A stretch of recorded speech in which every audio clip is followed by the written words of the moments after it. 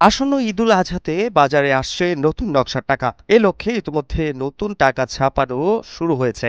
নতুন নকশার এসব টাকার কোনোটাতেই থাকছে না কোনো ব্যক্তির ছবি, এমনটি জানিয়েছেন বাংলাদেশ ব্যাংকের governor doctor Ahsan H Mansur.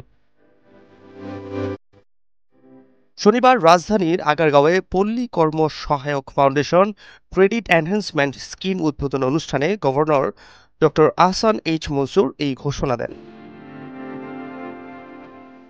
সম্প্রতি সামাজিক যোগাযোগ মাধ্যমে আলোচনায় আসে ছাপানো নতুন টাকায় থাকতে যাচ্ছে জুলাই অভ্যুত্থানে শহীদ হওয়া মুগ্ধ ও আবু সাইদের ছবি। এই সম্ভাবনা এবার ভেস্তে গেল গভর্নরের ঘোষণার মধ্য দিয়ে।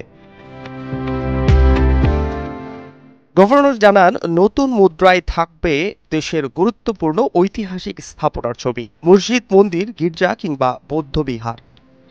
মসজিদ বা মন্দির সেটা বড় বিষয় নয়, বরং এসব উপাসনালয় আমাদের সংস্কৃতিরই অংশ।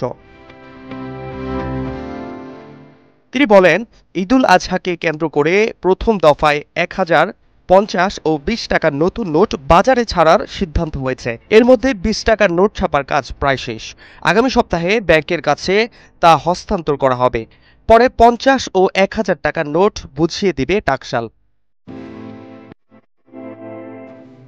টাকশাল সূত্র জানায়, নতুন ডিজাইনের নোট ছাপাতে সাধারণত ১ থেকে ১.৫ বছর সময় লাগে। তবে অন্তর্বর্তী সরকারের গত ডিসেম্বরের সিদ্ধান্ত অনুযায়ী চলতি মাসে ছাপার কাজ শুরু হয়। টাকশালের নতুন নোট ছাপানোর সক্ষমতার উপর ভিত্তি করে প্রথম ধাপে ৩টি নোট ছাপানো হচ্ছে। Fahad Shahriar, news desk, global television.